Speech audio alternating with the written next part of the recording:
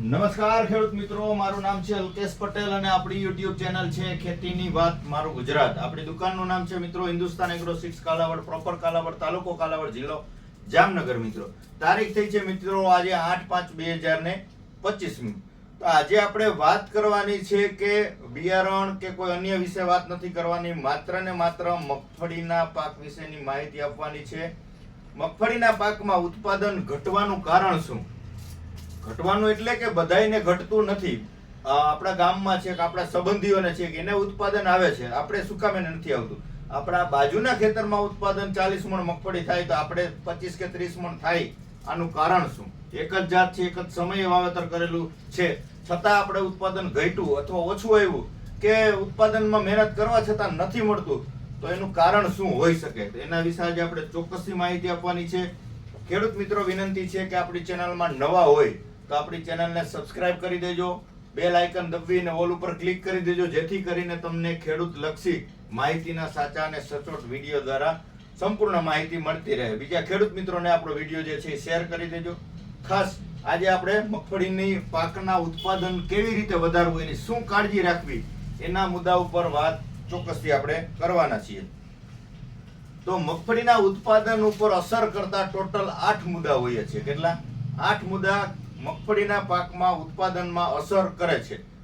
કેવી રીતે અને શું કયા મુદ્દા છે એના વિશે આપણે ચોક્કસથી ચર્ચા કરીએ. વિડીયો થોડોક લાંબો થશે, છેલ્લે સુધી જોવાનો છે. આની અંદર સચોટ માહિતી મળશે, એટલે તમારે આવનારી સિઝનમાં આ મુજબ કરશો તો ચોક્કસથી તમને ઉત્પાદનમાં ક્યાંય ને ક્યાંય ફાયદો નોંધાશે. અને ખર્ચ તો આપણે કરીએ જ છીએ ઓલરેડી, એનાય ખર્ચમાં અથવા એનાથી ઓછા ખર્ચમાં સારું ઉત્પાદન મળશે. આ એક ચોક્કસ છે, એટલે ખાલી તમારે પૂરી માહિતી લેવાની છે અને માહિતીને અનુરૂપ જે છે એ આપણે આપણા પાકનું વ્યવસ્થાપન કરવાનું છે. એટલે ખાસ મિત્રો કાળજી રાખજો. હવે કયા જે છે 8 મુદ્દાઓ છે કે મગફળીના ઉત્પાદન ઉપર અસર કરે છે એના વિશે ચોક્કસની વાત કરી દો. તો પહેલો મુદ્દો વાવેતરનો સમય.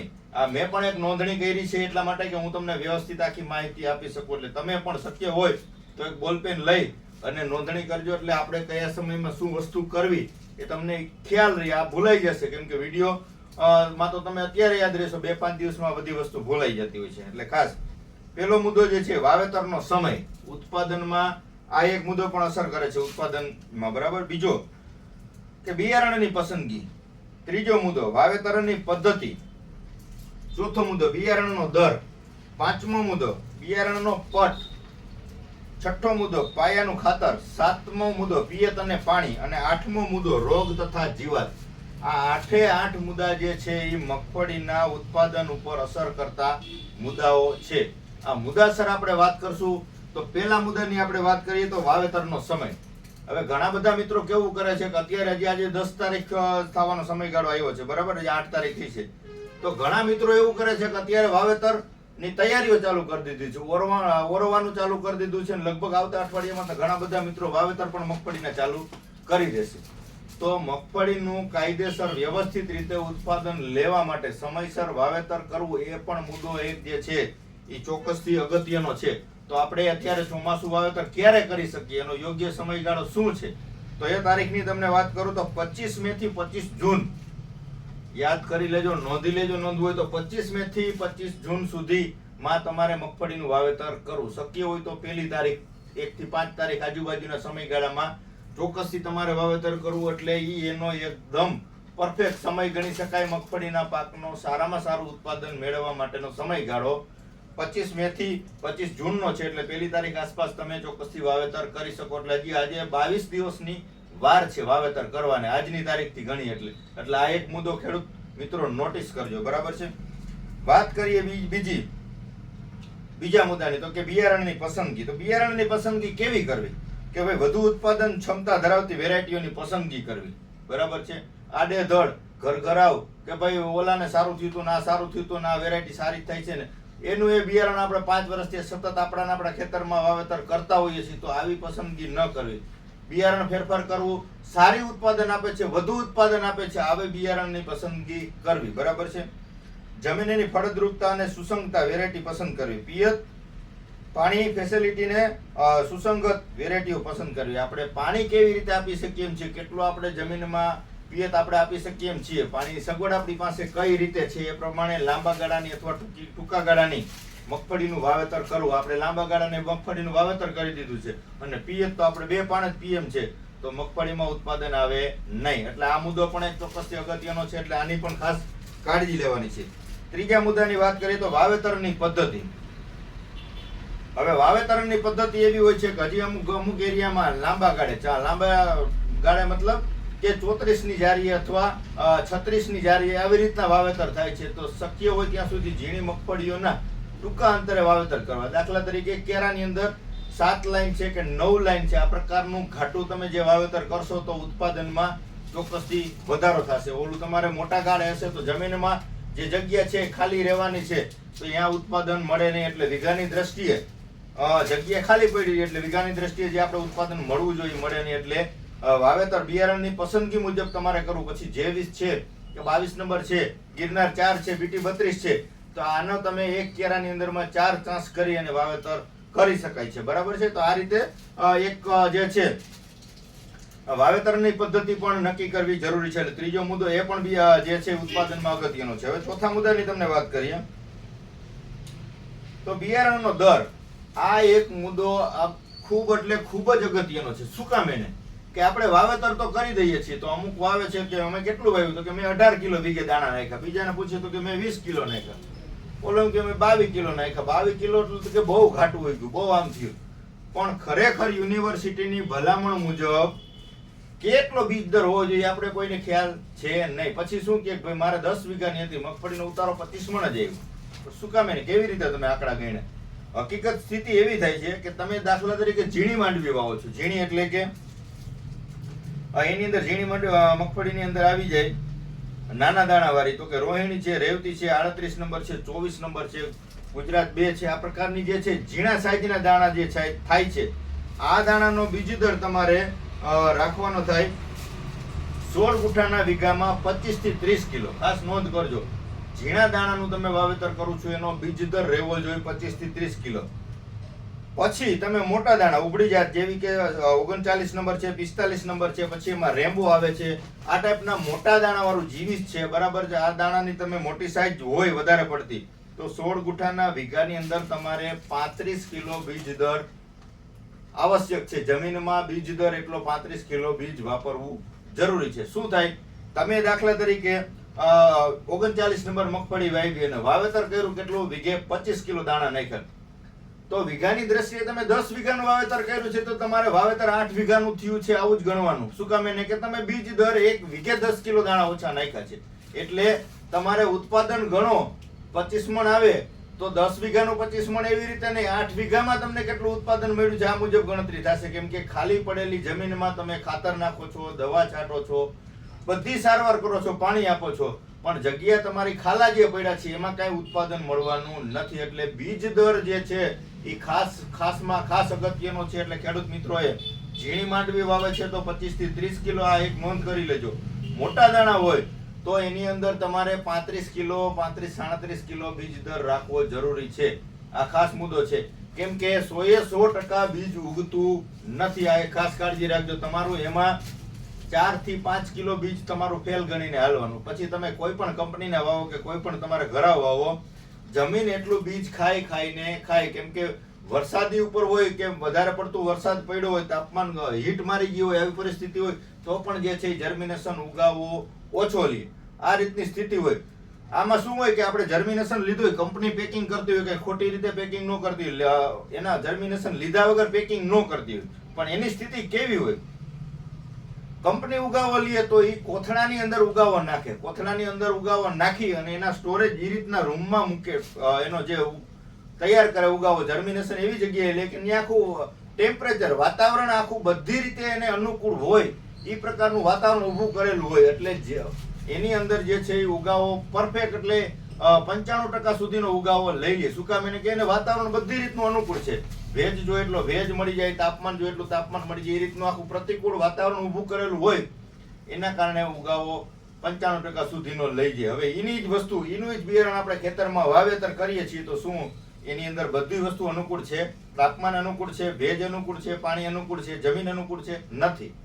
ઉગાવો આપણો 80% જ લેવાનો છે. એટલે આ બધી ગણતરી કરીને જ ચાલવાનું છે. તમે 35 કિલો દાણા વાવ્યા છે તો તમારે 30 થી 31 કિલો જ ઉગ્યા છે આવું ગણતરી કરીને ચાલવાનું છે. આમાં કોઈનો દોષ નથી, આમાં વાતાવરણ ઉપર જ આખું બધું આધારિત હોય છે. એટલે આ એક બીજ દરનો મુદ્દો અગત્યનો છે, આ ખાસ એક નોંધ કરીને રાખજો. પાંચમો મુદ્દાની વાત કરીએ તો કે બિયારણનો પટ. હવે ઘણા બધા મિત્રો એવું કહેતા કે ભાઈ મુંડા નથી આવતા ને કાંઈ નથી કરવું, એવો ખર્ચો નથી કરવો. એ વાત ખોટી છે. મુંડા નથી આવતા, ફૂગ નથી આવતી, આ વસ્તુ ખોટી છે. એના કારણે થતી સમસ્યાઓ, ઉગસુકનો રોગ પેલા તો ઉગી અને 5-10% જે છે સુકાઈ જાય. એટલે તમારા જમીનમાં તમે જે બીજ દર વાપરો છે, 10 વીઘાનું વાવેતર કર્યું છે, એટલે તમારા એમાં વીઘા મંડે ઘટવા. સુકારો થયો, પ્રશ્ન ઉગસુકનો રોગ આવ્યો એટલે 9 વીઘા થાય, 8 વીઘાનું વાવેતર થયું. સુકારો લઈ ગયો 10%, 5%, તો શું થયું? તે તમારો 10 વીઘા વાળું વાવેતર તમારું 8 વીઘામાં આવી ગયું. જમીન તો તમારી પડતર રહી છે, જમીન તમારી ખાલી રહી છે, એટલે ત્યાં નિંદામણ ઉગશે. ખાતર નાખો છો તો એ ફેલ જવાનું છે, અથવા બીજું ખડ છે એ ઉગાવો કરી અને ખાતર નાખો ચૂસી લેવાનું છે. દવા છાંટો છો તો દવા તમારી એ જગ્યાએ તમારી જે જાય છે એ વેડફાઈ જાય છે. એટલે આ બધા મુદ્દા અગત્યના છે. એટલે ખાસ કરીને દવાનો પટ મારવો જરૂરી છે. કયો પટ મારવો એના વિશે હું તમને એક અલગથી કાલે અથવા પરમ દિવસે આપણે વિડીયો બનાવશું કે અત્યારના સમય પ્રમાણે સારી દવા કઈ અને પટ મારવો ખૂબ જ આવશ્યક છે. પટ માર્યા વગરનું વાવેતર કરવું નહીં.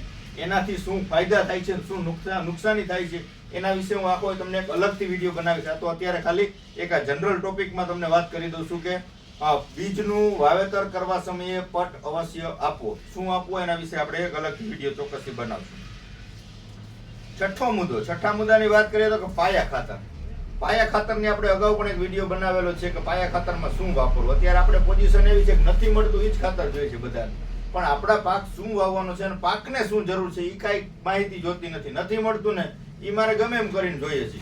આવી દોટ ખોટી ઊંધી મૂકોમાં ખેડૂત મિત્રો, હું એક ખેડૂતનો દીકરો છું ને હું આ મુજબ વ્યવસ્થાપન કરીને જ મારા ખેતરમાં વાવેતર કરું છું. મારી પાસે 80 વીઘા જમીન છે, એમાં 40-50 વીઘાની તો હું મગફળી કરું છું અને 30 વીઘા આસપાસનો કપાસ હોય છે. ગઈ સાલ મારે કપાસ વધારે હતો અને મગફળી ઓછી હતી, પણ સરેરાશ હું બધા આંકડા મેળ કરતો હોય, બધા હિસાબ મેં કરેલા હોય, જોયેલું, એટલે મને ખ્યાલ હોય, મેં અનુભવ કરેલો હોય અને પછી જ મારી સલાહ હોય. હું ખાલી ચોપડાનું જ્ઞાન કે ભાઈ આ કોઈ કંપની વાળો એમ કહી દે કે તમે આ વાપરો, આમાં એટલા ટકા આવે, નાનાથી એટલા ટકા ઉત્પાદન વધે ને, એ નહીં. હું મારામાં ડેમો કરું, મારામાં અનુભવ લો, આ મુજબની ખેતી કરું અને ફાયદો થાય છે, એ વાત મારે ખેડૂત મિત્રો સુધી પહોંચાડવાની છે. તો જે છે હવે પાયા ખાતરની વાત કરીએ. પાયા ખાતર તો બધી અલગ અલગ મુજબ પોતપોતાનું ખ્યાલ મુજબ, અનુભવ મુજબ બધા ભલામણ કરતા હોય છે, પણ મારો અનુભવ છે ત્યાં સુધી વાપરવાનું ખાતર શું તો કે સિંગલ સુપર દાણાદાર SSP. બરાબર છે. આપણે 2 દિવસ પહેલા પણ વિડીયો બનાવ્યો, એની અંદર કેલ્શિયમ આવી જાય છે, ફોસ્ફરસ આવી જાય છે અને સલ્ફર આવી જાય છે. કેલ્શિયમ ઈ છે એ મગફળીના પાકમાં ખૂબ જ અગત્યનું પોષક તત્વ છે, એટલે કેલ્શિયમ વાપરવું ખૂબ જરૂરી છે. કેલ્શિયમ આપવાનું છે, પોટાશ આપવાનું છે, બરાબર છે, અને નાઇટ્રોજનની જરૂર પડે, પણ નાઇટ્રોજનની જરૂર કેટલી કે 1 વીઘે 10 કિલો. એ 2 વખત તમે આપી શકો, ડોઝમાં આપી શકો અથવા પાયામાં આપી શકો. પાયામાં આપવું તો જે આવે છે ASP 20-20-0-13, 20-20-0-13 સાથે પણ તમે પોટાશ ઉમેરો તો પણ ચાલશે, પણ એમાં કેલ્શિયમ નહીં આવે તો કેલ્શિયમ તમે ડોઝમાં આપી શકો છો. પણ શક્ય છે ત્યાં સુધી SSP સિંગલ સુપર દાણાદાર અને પોટાશ લઈ લેવાનું છે. એટલે કેલ્શિયમ આવી ગયું, સલ્ફર આવી ગયું અને ફોસ્ફરસ જે DAP આવી ગયું, બરાબર, અને પોટાશ આવી ગયું. ઘટે કેવું તત્વ તો કે નાઇટ્રોજન એક જ. તો નાઇટ્રોજનનો તમારે વીઘે 10 કિલો મગફળીનું વાવેતર કર્યા પછી 25 દિવસ આજુબાજુ, 1 મહિના પહેલા 25 દિવસ આજુબાજુના સમયગાળામાં એક ડોઝ આપી દેવાનો છે. ડોઝમાં શું આપવાનું તો કે નાઇટ્રોજન.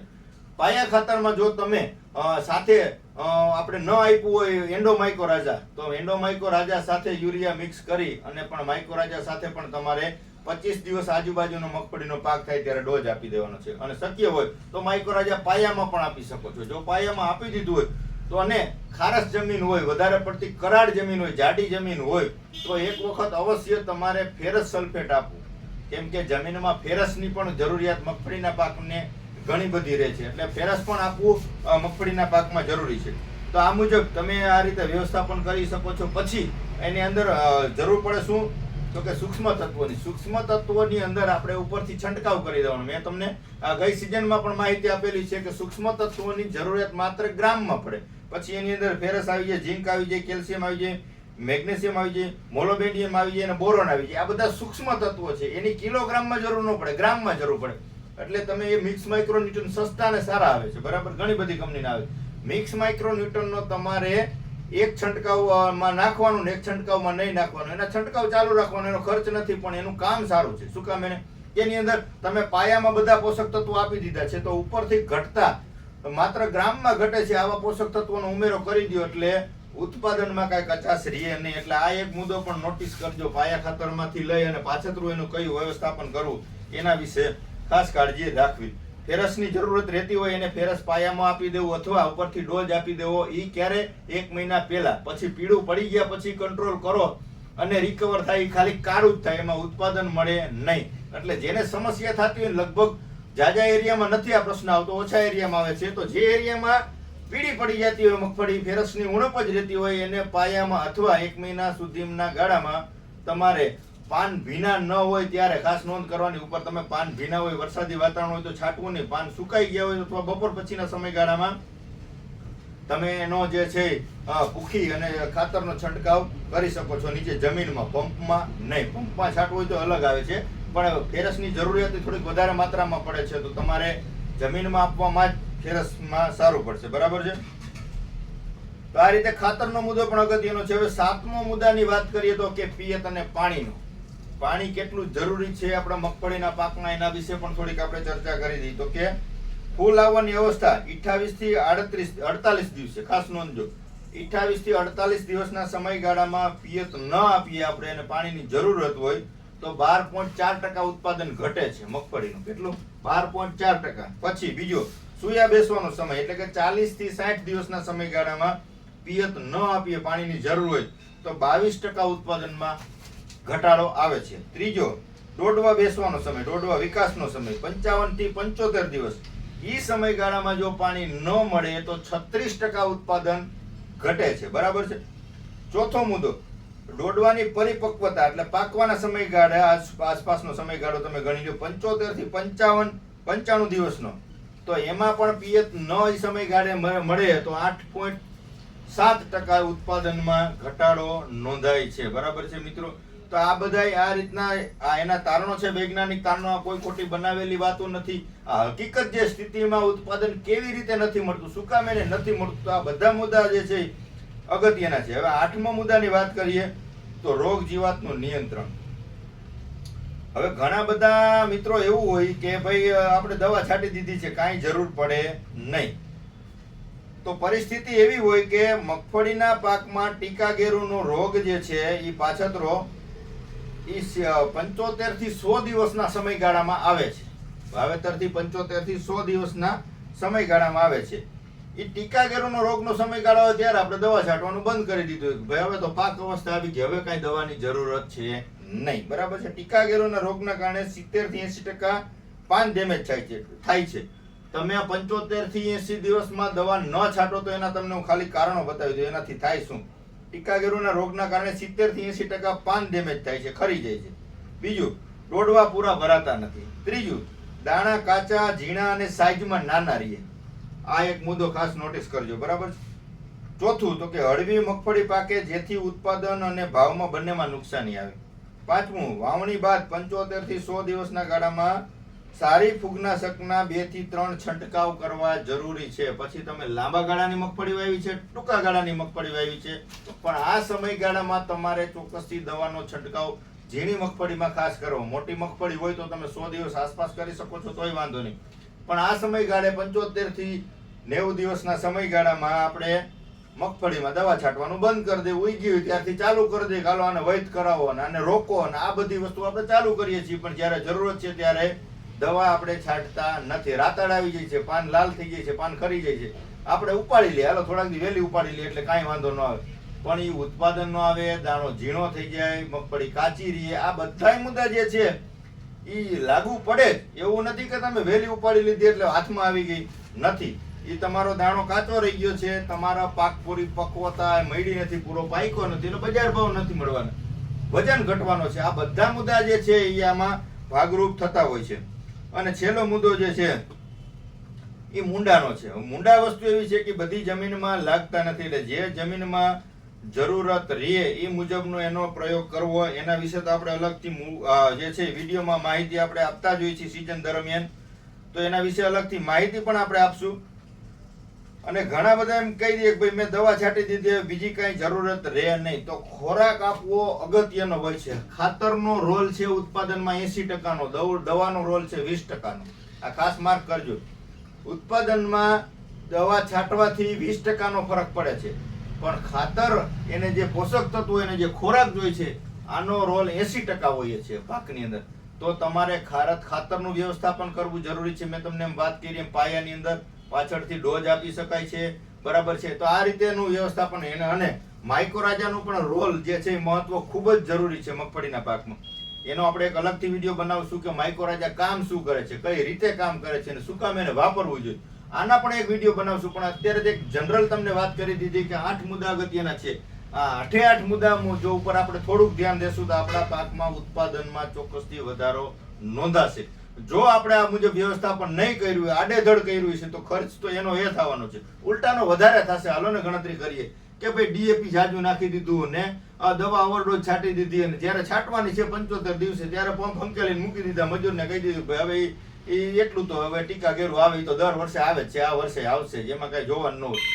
એ કામ થઈ ગયું, પૂરું તમારું. તો આ રીતે ખેડૂત મિત્રોને વિનંતી છે કે આ પ્રકારનું તમે વ્યવસ્થાપન ન કરો, થોડુંક કાળજીપૂર્વક કરશો તો તમને ચોક્કસથી એનો ફાયદો નોંધાશે મિત્રો. તો બસ વિશેષ માહિતી માટે તમે ચોક્કસથી મને ફોન કરી શકો છો. તમને જે છે વિડીયો દ્વારા બધી માહિતી તો આપણે આપીએ જ છીએ, પણ છતાં જો કે તમને કઈ ન સમજાય તો 9245424050 ઉપર તમે મને ફોન કરી શકો છો. ઘણા બધા મિત્રો આપણી પાસે રૂબરૂ આવે છે ખરીદી માટે, અને આપણે બધી વસ્તુ ઓનલાઈન મોકલીએ છીએ. 1 પણ રૂપિયાનો કુરિયર ચાર્જ લેતા નથી. આપણી પાસે રૂબરૂ જે મિત્રોએ મુલાકાત લીધી છે અને સંતોષકારક જવાબ મળ્યો છે, સંતોષકારક બિયારણ બધું મળ્યું છે, પાકા બિલથી વેચીએ છીએ, જવાબદારી વાળો માલ વેચીએ છીએ. ખાલી વેપાર કરવા પૂરતું, 2 પૈસા કમાવા પૂરતું આપણે દુકાન નથી કે કોઈની જાહેરાત કરવા માટે હું માલ વેચતો નથી. મારી પાસે ઘણી જમીન છે, મારે કાંઈ એવું નથી કે ખાલી ખેડૂતને છેતરી અને મારે 2 પૈસા કમાવાનો એવો મારો આગ્રહ નથી. ખેડૂત આગળ કેવી રીતે વધે, ઉત્પાદન કેવી રીતે વધારે આવે, ખર્ચ કેવી રીતે ઘટે, આ મુદ્દા ઉપર આપણું ચોક્કસ મહત્વ હશે. મેં તમને કેમ વાત કરી કે ભાઈ મગફળીના પાકમાં દવાનો રોલ 20% છે, ખાતરનો રોલ 80% છે. ખાતર મારામાં આવતું નથી, ખાતર હું વેચતો નથી, બરાબર, કેમ કે એ રાસાયણિક વસ્તુ છે, એ અલગ વિભાગ છે. આપણે દવાનું કામ છે, બિયારણનું કામ છે, માઇક્રોન્યુટ્રન વેચીએ છીએ, બરાબર છે. પણ જે પાકને જે વસ્તુની જરૂર છે એની ભલામણ કરવી મારો એક અધિકાર છે, એટલે હું ખોટી રીતે ભલામણ નહીં કરું. જે પાકમાં જે વસ્તુની જરૂરત હશે એની ચોક્કસથી આપણે માહિતી આપશું જ મિત્રો. તો બસ રજા આપશો. વિશેષ કઈ માહિતીની જરૂરત હોય તો તમે ફોન કરી શકો છો. જે હજી આપણા ગ્રુપમાં ન જોડાય મને વોટ્સએપમાં હાઈનો મેસેજ કરી દેશો. અને આપણી જે શ્રીનાથ સીડની અનોખી વેરાયટી એ પણ આપણે હવે લગભગ 2 દિવસમાં માલ આવી જવાનો છે. તો જે કોઈ મિત્રોને બુકિંગ કરાવવું હોય અથવા જે કોઈને માલ જોઈતો હોય તો ચોક્કસથી મેળવી લેજો. એનું રિઝલ્ટ ખૂબ સારા છે. આપણે ગયા વર્ષે જોયેલું છે, 3 ખેડૂતને આપેલા છે. તમારા નંબર જોઈએ તો ખેડૂતના નંબર પણ આપીશ. અનુભવ કરેલો છે એનો હું તમને માહિતી આપીશ. કોઈ એમ કહી દે કે નવું જ છે, હાવ કરો તો હાવ નવું આપણે વેચતા નથી કે માહિતી આપતા નથી. મેં જોયેલું છે, 40 મણનું એ ભાઈને ઉત્પાદન મળેલું છે, રિઝલ્ટ ખૂબ સારા છે અને ઉગતું નથી, બરાબર છે. ઘણા બધા એના મુદ્દા ફાયદા જે છે તેના વિશે પણ આગળ આપણે બીજો કંઈક વિડીયો બનાવશું. તો બસ મને રજા આપશો. જય જવાન, જય કિસાન.